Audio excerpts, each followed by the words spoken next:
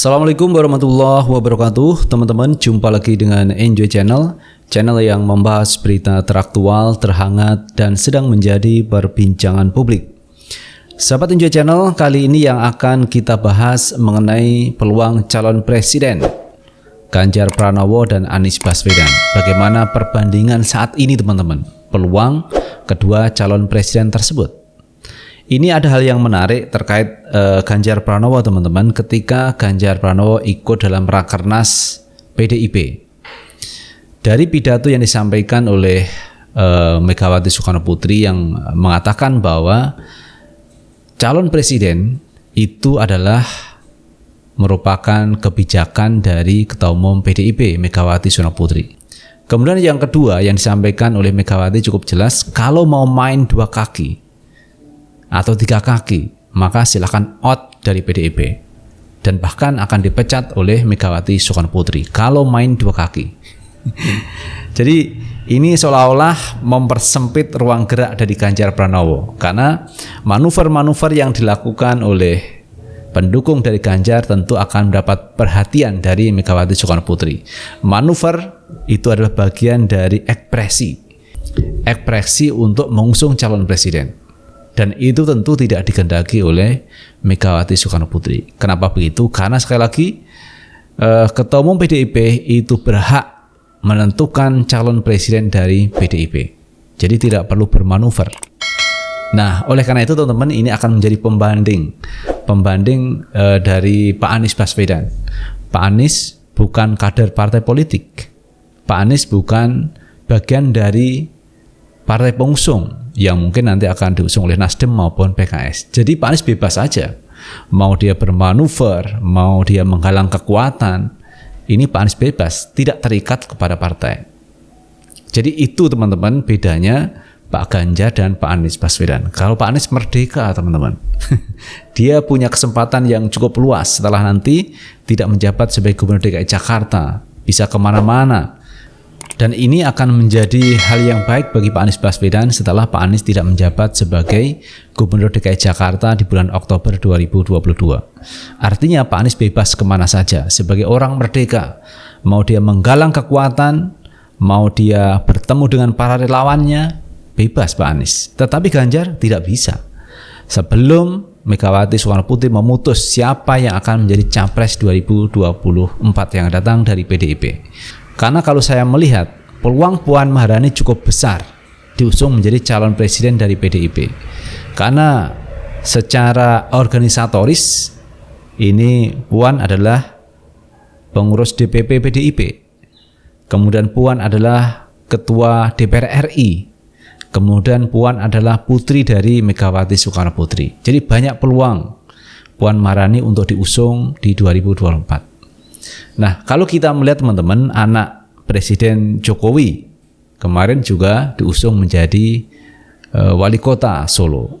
Itu diusung oleh PDIP juga, anak Presiden Jokowi. Kemudian menantu Presiden Jokowi juga diusung menjadi wali kota. Jadi kalau melihat seperti ini, maka tidak salah juga dong kalau misalkan Megawati Soekarno Putri mengangkat Puan Maharani sebagai calon presiden. Nah, itu teman-teman peluang dari Puan Maharani untuk diajukan menjadi calon presiden dari PDIP. Nah, terkait itu semua teman-teman, ini ada berita dari ramol.id. Peta koalisi makin ramai, Ganjar mengkeret, kartu Anies bisa hidup. Jadi ini judulnya cukup menarik teman-teman. Jadi Ganjar bisa mengkeret, tapi kartu Anies bisa hidup. Kenapa begitu? Ya seperti saya katakan tadi teman-teman, Pak Anies bukan kader partai politik. Pak Anies bebas menggalang kekuatan, tetapi Pak Ganjar tidak bisa. Pak Ganjar harus ikut aturan PDIP. Kalau tidak mau ikut aturan PDIP, silahkan keluar dari PDIP atau dipecat dari PDIP. Jadi apa yang disampaikan Megawati ternyata juga tidak main-main teman-teman. Kita baca beritanya. Pidato Ketua Umum PDIP Megawati Soekarno Putri di Rakernas PDIP kemarin menjadi pukulan telak bagi Ganjar Pranowo. Meski tak ada sepatah kata pun nama Ganjar keluar dari mulut Mega, tapi arah omongan Mega sudah jelas. Mega sedang menunjukkan ketidaksergannya ke Ganjar. Di sisi lain, nasib Anies Baswedan sedang baik, walaupun tidak baik-baik amat. Surya Paloh terus gerilya untuk mencarikan tiket capres. Apa saja omongan Mega yang dianggap diarahkan ke Ganjar itu? Presiden RI kelima itu menegaskan bahwa hanya dirinya yang akan menentukan capres dari PDIP. Mega juga menyoroti manuver lewat survei dan main dua kaki. Omongan Mega ini disambut tepuk tangan riuh hadirin. Mega pun mengancam akan memecat kader yang bermanuver di luar kebijakan partai. Tidak ada di dalam PDIP itu yang namanya main dua kaki, main tiga kaki, melakukan manuver. Ingat loh, lebih baik keluar deh daripada saya pecat. Loh kamu, ancam Megawati. Jadi apa yang disampaikan Megawati, sekali lagi itu tidak menyebut nama. Tetapi teman-teman, arahnya saya pikir cukup jelas. Menurut saya arahnya ke Ganjar. Jadi Ganjar itu harus ikut aturan partai. Yang menentukan capres PDIP adalah Megawati.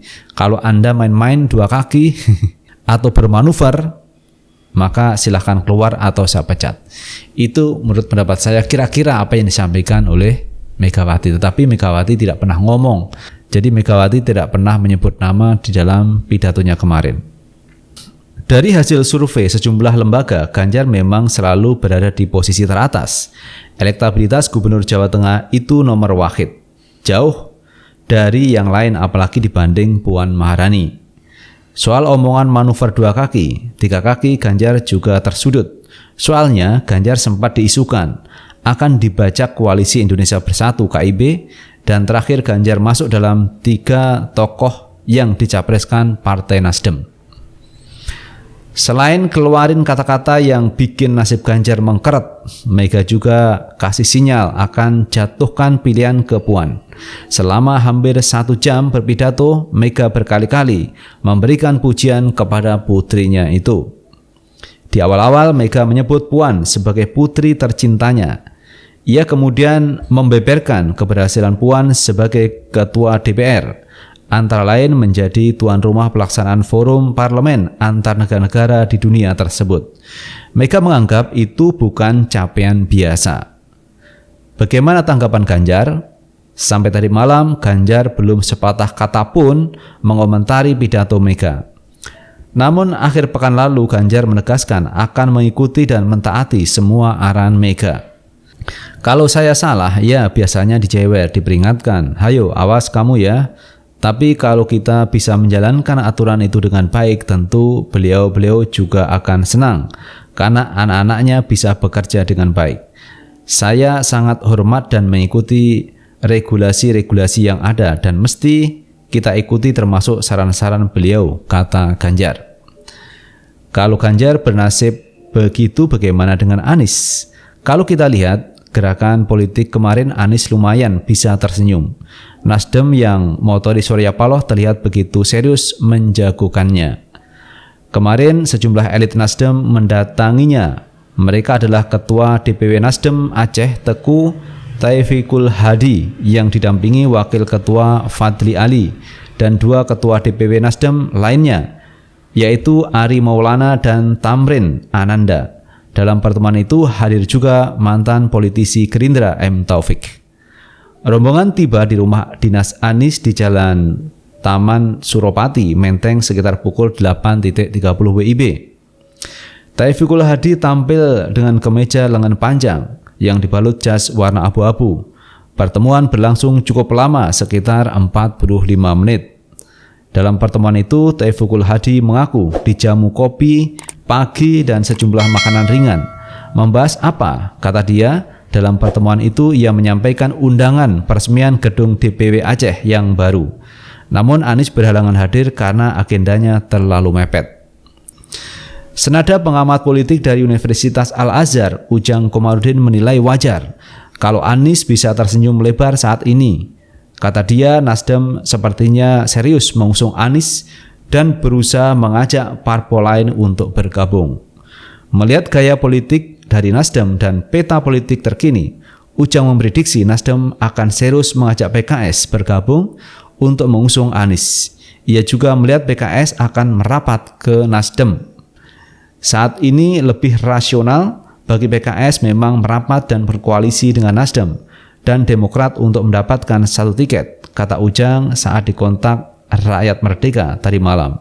Menurut Ujang, PKS salah satu partai yang membesarkan Anies dan mengantarkannya menjadi gubernur DKI Jakarta. Karena itu tidak mungkin PKS mau kehilangan momentum untuk melepas Anies ke partai lain. Apalagi selama ini PKS selalu pasang badan untuk kebijakan yang dibuat Anies di DKI Jakarta. Nah, itu teman-teman terkait perbedaan antara Ganjar dan Anies Baswedan.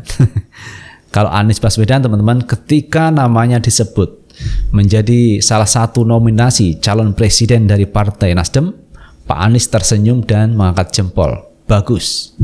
Kemudian ada pernyataan lagi dari Pak Anies kemarin bahwa Pak Anies berterima kasih kepada Pak Surya Paloh karena Partai Nasdem memberi kesempatan kepada kepala daerah, kepada kepala wilayah untuk maju di Pilpres 2024. Dan Pak Anies juga mengatakan berterima kasih kepada Pak Surya Paloh karena memberikan kesempatan kepada dirinya untuk berkontestasi di 2024. Cukup jelas teman-teman apa yang disampaikan oleh Pak Anies Baswedan.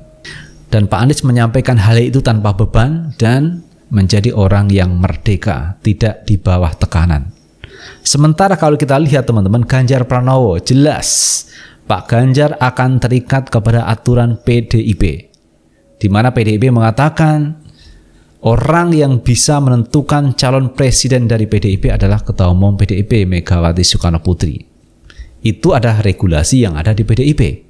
Nah, sementara manuver-manuver yang dilakukan oleh pendukung Ganjar yang kemarin itu deklarasi, ini adalah manuver yang berbahaya. Kalau Ganjar mengiyakan, ini bisa dikeluarkan oleh Megawati Soekarno Putri. Kenapa begitu? Karena Ganjar adalah bagian dari PDIP. Apalagi kemarin ada nominasi yang juga disebut di Partai Nasdem, Ganjar Pranowo. Jadi kalau Ganjar itu mengiyakan, wow, alamat berat bagi Ganjar Pranowo teman-teman. Bisa jadi Ganjar ini dikeluarkan dari PDIP. Jadi Pak Ganjar tidak bisa tersenyum, tidak bisa memberikan pernyataan-pernyataan yang merdeka seperti yang disampaikan oleh Pak Anies Baswedan. Itu teman-teman bedanya antara Ganjar Pranowo dan Pak Anies Baswedan. Lalu bagaimana menurut pendapat teman-teman sekalian? Tulis di kolom komentar, karena komentar teman-teman akan sangat bermanfaat untuk yang lain. Sukses selalu. Assalamualaikum warahmatullahi wabarakatuh.